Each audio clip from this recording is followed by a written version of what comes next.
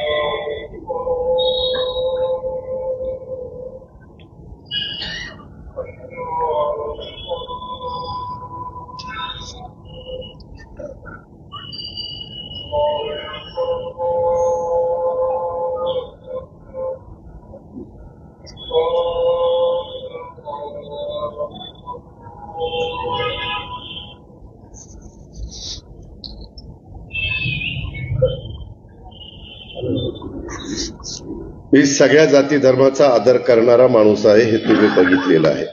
शेवटी आपण मानव ही आपली जात समजली पाहिजे आणि सगळ्यांना बरोबर घेऊन सगळ्या जाती हिंदवी स्वराज्याचे संस्थापक ज्यांनी रयतेचं राज्य निर्माण केलं त्या छत्रपती शिवाजी महाराजांनी देखील 18 पगड जाती 12 बलुतेदारांना बरोबर घेऊन हिंदवी स्वराज्याची स्थापना केली आणि रयतेचं राज्य केलं. भेदभाव केला नाही. आम्ही पण शाहू फुले आंबेडकरांच्या विचारांनी पुढे जायचं म्हणतो, त्यावेळेस आमची भूमिका तीच आहे. शेवटी आपण सगळ्यांनी मिळून जर ह्या राज्याचं, ह्या माळेगावचं, या देशाचं, या तालुक्याचं, या जिल्ह्याचं भलं केलं तर त्याच्यातनं सगळ्यांना आनंद मिळणार. त्यामध्ये कुणी कुणाच्या पोटी जन्माला यावं हे तुमच्याही हातात नाही, माझ्याही हातात नाही. परंतु त्या काळामध्ये जाती निर्माण झाल्या, त्या सर्वांचाच आम्ही आदर करतो.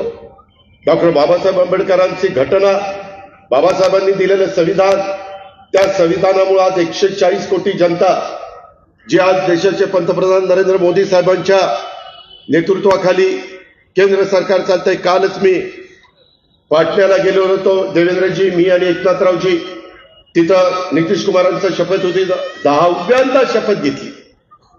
तिथं गांधी मैदानावर फार मोठा कार्यक्रम झाला. जवळपास एनडीएचे सगळे देशातले मुख्यमंत्री, उपमुख्यमंत्री आणि सेंट्रलचे काही प्रमुख मिनिस्टर तिथे आलेले होते. अर्थ मंत्रालय माझ्याकडे महायुतीनं दिलेलं आहे, परंतु वाटप करत असताना जसं पंगत बसल्यानंतर तो वाढपी ओळखीचा असल्यानंतर बरं वाटतं, तसं आज वाढपी तुमच्या समोर उभा आहे, तो तुम्हाला विनंती करतोय. त्याच्यामध्ये आम्हाला थोडीशी अडचण झाली. आम्हाला मुस्लिम समाजाला आम्ही उमेदवारी दिली होती, ती काही कारणाने थोडीशी थांबवावी लागली, परंतु त्यांना मी पुढे सामावून घेईन. आमचा रामोशी समाज असेल, आमचा जोशी समाज असेल, त्यांनी नाराज होऊ नका. मी तुम्हाला शब्द देतो, मी शब्दाचा पक्का आहे. मी अक्षरशः वाईच्या सभेत उदयनराजे भोसले तिथं असताना मी वाईकरांना सांगितलं, तुम्ही उदयनराजेंना निवडून द्या, मी तुम्हाला खासदार देतो. आणि मी नितीनला 2 महिन्यात खासदार करून दाखवलं का नाही, तिथं जाऊन बघा. त्याच्यावर तुम्ही ती काळजी करू नका, आपल्याला विकास करायचा. तुम्ही म्हणाल किंवा इतके वर्ष रंजन काका आणि दादा एकमेकाच्या विरोधात आहे, आज कसे एकत्र आले, काय साठलोट घडलं, काय वाटावाटी झाली, काही झाली नाही. खरं तर हे मला देवेंद्रजींनी सांगितलं होतं माळेगाव कारखान्याच्या वेळेस. माळेगाव कारखान्याच्या वेळेस ते मला म्हणले की दादा, केंद्रात आपलं इंडियाचं सरकार आहे, राज्यामध्ये आपलं युतीचं सरकार आहे, तुमचं सगळ्यांचं काम आमच्या भाजपच्या लोकांनी सुनेत्रा उभी असताना, मी उभा असताना त्या ठिकाणी केलेलं आहे. आता तिथं मिळतं जुळतं घ्या आणि तुम्हाला ऐकावं लागेल. त्यांनी सांगितलं 21 पैकी 11 जागा तुमच्या म्हणजे माझ्या, 10 जागा अण्णांच्या, आणि कशा पद्धतीनं पॅनल करायचं, 2.5 वर्ष अण्णांना 2.5 वर्ष मला. मग मला म्हणजे मी जो करेन त्यामध्ये काही कारणांनी काहींनी ते नाकारलं. का नाकारलं मला माहिती नाही. खरं तर मी ह्या कारखान्याच्या निवडणुकीला उभं पण राहणार नव्हतो. पण ज्यावेळेस मला अंदाज आला, काहींनी विचार असा केला की बाबा ह्याच्या आधीची पॅनल ज्यावेळेस व्हायची त्यावेळेस मी पवारसाहेब एकत्र असताना देखील आमचं पॅनल कधीतरी निवडून यायचं आणि कधीतरी 35 ते 100 मतांनी पाडायचं. आता तर साहेबाचं पॅनल वेगळं, ते 1000-1500 मतं ते पॅनल घेणार म्हणल्यावर अजितचं कसं चालेल. आता मलाही प्रश्न पडला. मी त्या सतीश तावरेच्या कार्यालयात होतो सभा घेत. म्हणलं आता ह्यांना चेअरमनच जाहीर करावा. माझ्या स्वप्नात कधी नव्हतं माळेगावचा मी चेअरमन होईल. पण मला अंदाज आला मी चेअरमनशिप जाहीर केल्याशिवाय माझं पॅनलच निवडू देत नाही. मग काय करणार, चेअरमनशिप जाहीर केली आणि त्याच्यामुळं तो निकाल लागला. शेवटी मी एखाद्या ठिकाणी उतरलो तर पूर्ण ताकदीने उतरलो. आजपर्यंत ह्या सगळ्यांनी मला आमदार, खासदार, मंत्री सगळं काही केलं. आता माझ्या कार्यकर्त्यांची निवडणूक आहे. आज इथं बसणाऱ्यांना ज्यांना आम्ही उमेदवारी दिली, ठीक आहे, याच्या तोडीस तोड असणाऱ्या काहींना थांबावं लागलं हे मला मान्य आहे. त्याबद्दल त्यांनी नाराज होऊ नये. त्यांना कुठं दुसरीकडे ऍडजस्ट करायचं ते मी करीन, त्याबद्दल काळजी करू नका. पण इथली कामं पारदर्शक झाली पाहिजे. इथला विकास आता आपल्या दूध संघापासून निघालो की आपल्याला सर्व्हिस रोडची गरज आहे. तिथं तोंडापाशी सर्व्हिस रोड देता येत नाही कारण तिथं सगळ्या इमारती झाल्या. परंतु पुढं न मागं आपल्याला तिथनं सर्व्हिस रोड करावी लागतील. जसं आपण तिरंगा सर्कल पासून बारामती पार रोड कुठपर्यंत नेले पर्यंत. आता तिकडं मी यांची पण विनवण्या केली. आमच्या गाडग्यांना चौदारांनी जमिनी दिलेल्याच आहेत, तिथं सर्व्हिस रोडचं काम मंजूर केलंय. तसं आपल्याला तिथपासून माझ्या माहितीप्रमाणे आमच्या शशिकांत बल्लारराव तावरेंच्या बंगल्याच्या पर्यंत दोन्ही बाजूला सर्व्हिस रोड घ्यावे लागतील. तुम्हाला पटो किंवा न पटो, काही ठिकाणी थोडंसं काहींना मागं सरकावं लागेल. कारण ज्या पद्धतीनं उद्याच्याला बारामती माळेगाव एकच होणार आहे. मध्ये कुठे जागा तर राहणार नाही. कुणाचं घर असेल, कुणाचं हॉटेल असेल, रेस्टॉरंट असेल आणि कुठेतरी सार्वजनिक कामाच्या करता कार्यालय असेल, स्मशानभूमी असेल, दफनभूमी असेल, ह्या सगळ्या गोष्टी होणार आहेत. हे तुम्ही मी थांबवू शकत नाही. हे वाढणार कारण इथं पण शैक्षणिक हब झालेला आहे. बारामती शैक्षणिक हब आहे. आरोग्याच्या संदर्भामध्ये चांगल्या प्रकारच्या सुविधा ह्या आपल्याला पार आपल्या निंबूत पासून काठेवाडीपर्यंत द्यायच्या. तिथंही मध्ये आम्ही मुरुम वागळवाडीच्या परिसरात आपण वागळवाडी तिथं 100 बेडचं हॉस्पिटलचं काम तिथं सुरू केलेलं आहे. त्या आर्यन बॅक साईडला. बाबांनो हे करावं लागणार आहे. हे नाही केलं तर पुढची पिढी मला माफ करणार नाही. वेळ निघून जाईल. एक मिनिट महत्वाचा आहे. आणि त्याच्यामुळं काही आमचे मतभेद असतील पण ते मतभेद बाजूला ठेवून माळेगावकरांच्या भल्या करता, फायद्या करता आता माळेगाव कारखान्याच्या परिसरामध्ये काही कोटींची कामं चाललेली आहे. मी मागेही सांगितलं त्याच्यात तुमचा 1 पैसा माळेगावचा सभासदांचा खर्च न करता मी करीन. 22 फाट्याचं काम सुरू करायचंय. तिथं मला काही जण अडचणी करतात. अरे बाबांनो हे केलं पाहिजे. इथं नाही 22 फाट्याचं पाणी पुढे गेलं तर टेलवाल्यांनी काय करावं काय. त्याच्यामध्ये तुम्हाला वाटल्यास माझ्या मनात आलंय जसं मी विदर्भात फिरताना मालगुजारी तलाव आहे तसं काही भागामध्ये जागा असतील तर तिथं आपण तलाव करू, त्या तलावात पाणी सोडू आणि तिथं भूगर्भातली पाण्याची पातळी वाढू. पण हे आपल्याला केल्याशिवाय गत्यंतर नाही. विकास करत असताना कुणाला वाऱ्यावर सोडायची भावना आमची अजिबात नाही. सगळी सोंग करता येतात, पैशाचं सोंग करता येत नाही. चांगल्या पद्धतीनं UDDCवर ह्याच्या आपल्याला मंजुरी घ्यावी लागते. पण काही करू शकतो, काही म्हणजे चांगलं करू शकतो. त्यामध्ये तुमची साथ पाहिजे, तुमचे आशीर्वाद पाहिजे. काहींनी बंडखोरी करून अपक्ष उभे राहिले. म्हणतात आम्ही अजितदादाचेच कार्यकर्ते. अरे मग दादाचेच कार्यकर्ते होता तर दादाच्याच विरोधात बंडखोरी का केली? त्याचं उत्तर तुम्ही काही देऊ शकत नाही. आणि निवडून आल्यावर दादाला पाठिंबा देणार. दादाला पाठिंबा तर 1 लाख लोकांच्या पेक्षा जास्त मतदारांनी ऑलरेडी दिलेला आहे. दादा तिथं आमदारच आहे. मला माळेगावचा कायापालट करायचा. मला जसं मी बारामतीत करून दाखवली किंवा करतोय तसं महाराष्ट्रात जेवढ्या नगरपंचायती आहेत त्या नगरपंचायतीमध्ये नंबर 1 ची नगरपंचायत कुठली तर ती माळेगाव नगरपंचायत झाली पाहिजे. मी ज्यावेळेस ठोकून बोलतो, आवाज चढून बोलतो, ते मनापासून बोलत असतो. कारण मला परत तुमच्याकडे काही ना काही कारणांनी यायचं आहे, तुम्हाला माझ्याकडे यायचं आहे. त्यामुळं कुठंही त्यालाच का दिलं त्यालाच का दिलं नाही, 19-20 झालं ना, मी मान्य करतो ना. शेवटी सर्व गुणे संपन्न कुणीच असू शकत नाही. काही ना काही थोडं बहुत हे असं झालं असतं तर जास्त बरं झालं असतं, ते तसं आलं असतं तर जास्त बरं झालं असतं. निर्धास्त करा, डोळे झाकून माझ्यावर विश्वास ठेवा. आम्ही उभे केलेल्या पॅनलच्या 18 उमेदवारांच्यावर विश्वास ठेवा. त्याच्यामध्ये हे जे काही बाकीचे सांगतात, उद्याच्याला ते निवडून आले आणि त्यांना वर्ण निधी नाही मिळाला, ते काय करणार आहेत? अरे आम्हाला निधीच नाही, आम्हाला कोणी सांगितलं होतं उभं राहायला? मी काय सांगतो, हे जे काही पॅनल तुमचं आहे आता माळेगाव नगरपंचायतीच्या करता आम्ही उभं केलेलं आहे, त्या पॅनलला तिथं घड्याळ, कपाशी आणि ऑटो रिक्षा या तिथं खूण आहे. प्रमोदचीच ऑटो रिक्षा आहे. आता दुसऱ्यांनी शहाण्याने ऑटो रिक्षा घेतल्यावरती डबल ऑटो रिक्षा होईल, परंतु त्या प्रभागात प्रमोदला तिथं ऑटो रिक्षाला बटन दाबा. बाकीच्या ठिकाणी घड्याळ असेल तिथं घड्याळ, बाकीच्या ठिकाणी कपाशी असेल तिथं कपाशी. तेवढी लोक सुज्ञ आहेत, ते लोकांना चांगलं कळतं. आणि आपल्याला शिक्षणाच्या बद्दल पण काही बदल करायचे. नगरपालिका का आमच्या विचाराची पाहिजे? माझं काहीच नडत नाही, माझं चाललंय.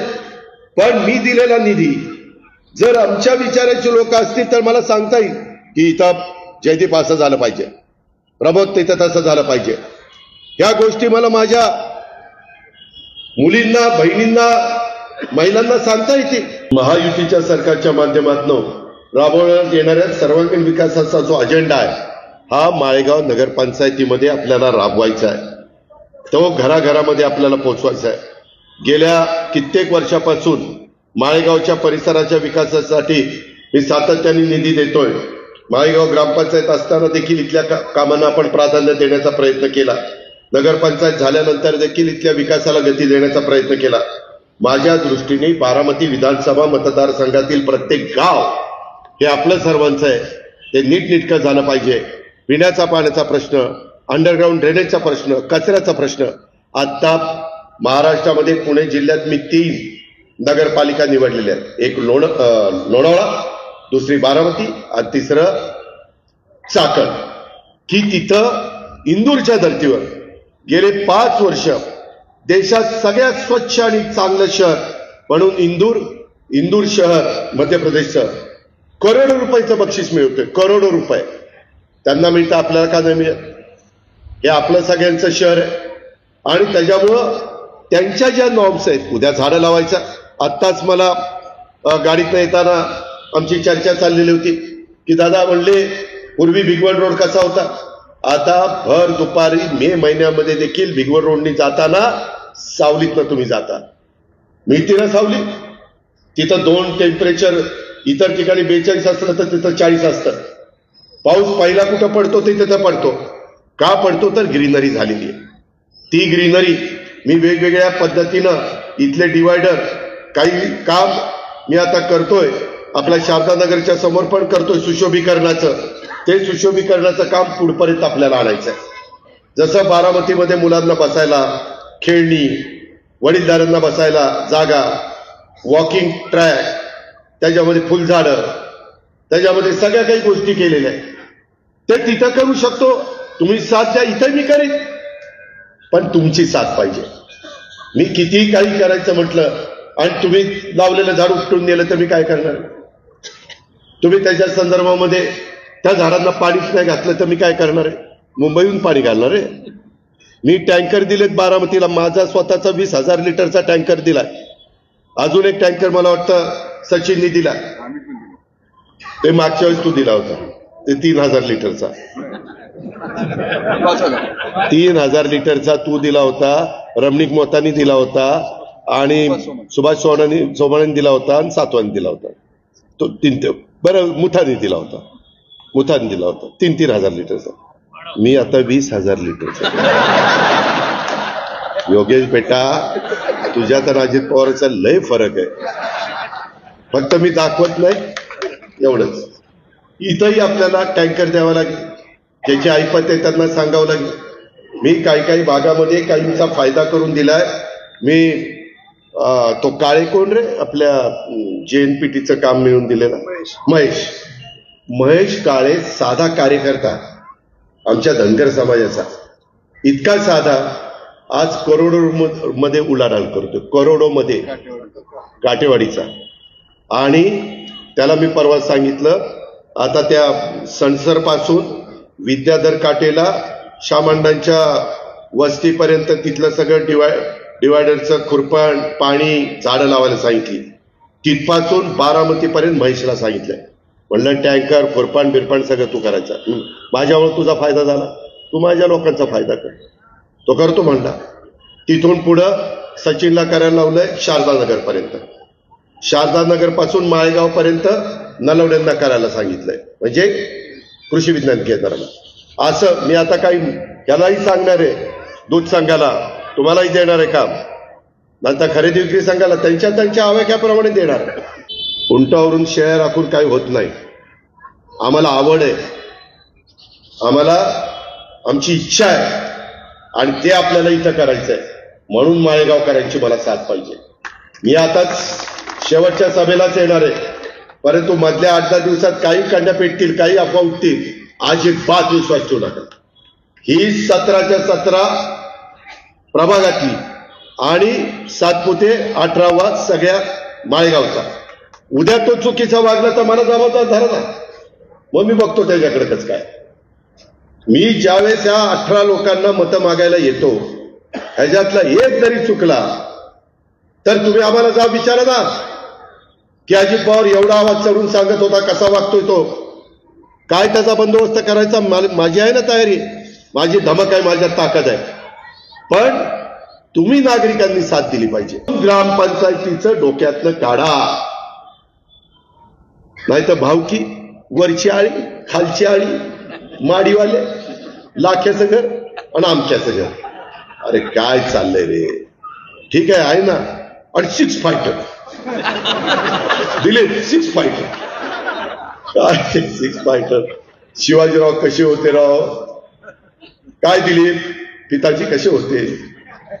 हे बरोबर नाही, हे परवडणार नाही. मी आज सांगतो माळेगावकरांना, आता इथं बसणारे, जर उद्याच्याला कोणी चुकला तो माझा जवळचा असला तरी मी पोलिसांना सांगेन त्याचा उचला, अजिबात लाड करणार नाही. आमच्या प्रत्येक आया बहिणीकडे त्यांनी आमच्या बहिणीच्या नात्याने, मातेच्या नात्यानेच बघितलं पाहिजे, मुलीच्या नात्यानेच बघितलं पाहिजे. वेडेवाकडे जर कोणाचे व्यवसाय असतील तर तुम्ही मला सांगा, मी त्याचा बंदोबस्त करेन. त्या मोटरसायकलचं काही सायलेन्सर काढतं तर टॉटॉ करून जातात. पोलिसांना म्हणलं त्यांना पकडा चांगलं. परवा तर आम्ही ठरवलेलं आहे, आता हे असलं चुकीचं वागतील ना, त्यांना बेडा घालायची आणि त्यांची वरात काढायची गावात, त्यांची मिजासच उतरायची. कायद्याच्या नियमाच्या चौकटीमध्ये राहून रात्री अपरात्री देखील माझ्या कुठल्याही घरातल्या आई बहिणीला फिरताना सुरक्षित वाटलं पाहिजे. आपल्या माळेगावमध्ये सध्या वेगवेगळ्या प्रकारच्या नगरपंचायतीच्या मध्ये जो काही निधी दिलेला आहे, ती कामं प्रगतीपथावर आहे. पण ती कामं घेताना पण पुढाऱ्यांनी कामं घेऊ नका राव. तुझा सातपुते, तू पण कॉन्ट्रॅक्टर आहे म्हणून मला सांगितलं. हा बिल्डिंग आहे. ह्याचं काही नाही तर पुतण्याच्या नावाने, मुलाच्या नावाने, फलाण्याच्या नावाने तसलं केलं तर बघ मग. हा, सगळ्याच्या देखत सांग. हे जे काही असेल ते पारदर्शक करायचं, त्याच्यामध्ये चांगल्या कामाची क्वालिटी. का आपले रस्ते चांगले होतात, आम्ही क्वालिटी घेतो. चुकीचं बस, चुकीचं असेल तुला आता उभा केलं सगळ्याला माहिती बस. तर त्या पद्धतीनं आपल्याला माळेगावला सुद्धा रोड मॅप मॉडेल बनवायचंय आणि त्याच्यामध्ये नाही तेच म्हणूनच आपण त्या 17-18 आया बहिणींनो, मुलींनो, हे आपल्या तू कसं हातवर करतोय, तू पण त्याच्यामध्ये सगळ्यांनी हे करायचंय. मी मुद्दाम माळेगावकरांच्या समोर सांगतोय, ह्याच्यात जर चुका झाल्या तर तिथं अजिबात सातपुते कुणाचं ऐकायचं नाही, तिथं थांबवायचं. आम्हाला काकांना कुणाला सांगायचं, आम्ही त्यांना सांगू कोण आमच्यातलं गडबड करत असेल तर. त्याच्यामध्ये जयदेव कुठेही काही गडबड होता कामा नये. तुम्हाला मी सगळ्यांना सांगतो, प्रमोद, या संदर्भामध्ये मिसेस राहुल तावरे, बरेच जण येतात तर सगळ्यांची नावं घेत नाही, आणि एखाद्या ठिकाणी कमी जास्त असेल तर ते बघू नका. तुम्ही मतदानाला जाल त्यावेळेस माळेगाव नगरपंचायतीचा विकास कोण करणार आहे, आपली कामं कोण करणार आहे, आपली गटार काढून टाकायची, अंडरग्राऊंड ड्रेनेज करायचंय. मला महाराष्ट्रामध्ये पहिली नगरपंचायत अंडरग्राऊंड ड्रेनेजची कुठली आहे तर ते माळेगाव नगरपंचायत आहे का दाखवायचं. पण ते केव्हा दाखवेल? 18च्या 18 लोकांना आम्ही पॅनल जे केलेले त्याला तुम्ही निवडून द्यायला पाहिजे.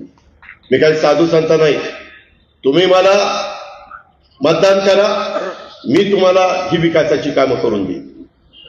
आणि तेवढी मी जिल्ह्याचा पालकमंत्री, 1400 कोटी रुपयाचा निधी माझ्याकडे, 1400 कोटी तो जिल्ह्याला द्यायचा आहे. पण मी तुम्हालाही काही प्रमाणात देऊ शकतो. पुढच्या वर्षी तो अजून वाढणार आहे. त्याच्यामध्ये आपल्याला एकजुटीने विजयाकडे जायचंय. आज जे चांगलं असेल, जर मलाही चांगलं करायचंय, बाळासाहेबांनाही चांगलं करायचंय, काकालाही चांगलं करायचंय, आणि तुम्हालाही चांगलं करायचंय. आम्ही एकमेकाच्या भांडून काय त्याच्यातलं उपयोग? आपलं ध्येय काय आहे? नगरपंचायतीचा सर्वांगीण विकास, हेच ध्येय आहे ना. आम्ही महायुतीत आहोत ना, आम्ही केंद्रात एनडीए मध्ये आहोत ना. मग ते ध्येय गाठण्याच्या करता कोण कुणाचा कायमचा दुश्मन नसतो, कोण कुणाचा कायमचा मित्र नसतो. आम्ही काय एकमेकाचे बांध रेटले का काय केलं काय? त्याच्यामुळं काही जण, ओ दादा, अहो हे संपलेले होते आता कशाला पुन्हा जाऊन गेलं? अरे कोण संपत नसतं रे, कुणीच संपत नसतं. हे डोक्यातनं काढा. तुम्ही ना संकुचित विचार ठेवू नका रे बाबांनो. मोठं मन करा आणि सगळ्याला म्हणजे न्याय देताना सगळ्यांना सारखा न्याय द्या. त्याच्यामध्ये उणदुणं करू नका, भेदभाव करू नका. ही माझी आपल्याला सगळ्यांना विनंती आहे. संजय, तू गप्प बस. जिल्हा परिषदेत तू बोल, तुझं काय काम नाही. तर तुझं मत आहे का? ज्यांची मत आहे त्यांनी आपली मतं मांडायची. तुम्ही मला 18च्या 18 उमेदवार निवडून दिले ना, मी तुम्हाला सांगितलेलं सगळं द्यायला तयार आहे. पण तुम्ही तिथं काट मारली का मी पण काट मारला. तुमच्या हातात मत द्यायचंय, माझ्या हातात निधी द्यायचंय. बघा काय ते. त्यामुळं जो सर्वसामान्य माणूस आहे, बारामतीकरातला काही पुढारी इकडे तिकडे असतील, पण सर्वसामान्य बारामतीकर माझ्या बरोबर आहे. त्याच्यावर काही तिथं काळजी करायचं कारण नाही. तसं आता माळेगाव नगरपंचायतीच्या माझ्या लोकांची खऱ्या अर्थाने परीक्षा आहे. मागं झालं गेलं ते गंगेला मिळालं. एक नवी पहाट, नवी सुरुवात, ह्या पद्धतीने आपण पुढे जाऊ. परवा एक घटना घडली, ती काही मला आवडली नाही. एका पक्षाच्या कार्यकर्त्याला बेदम मारहाण झाली. मी पोलिसांना सांगितलं, ज्यांनी चूक केली त्याच्यावर ऍक्शन घ्या, कायदा हातात घेऊ नका, नियम तोडू नका. संविधानाने जे आपल्याला शिकवलेले त्याच रस्त्याने जा. घटनेचे शिल्पकार डॉक्टर बाबासाहेब आंबेडकरांनी दिलेला कायदा हा हातात घेण्याचा प्रयत्न माझ्या सहित कुणी त्या ठिकाणी करता कामा नये.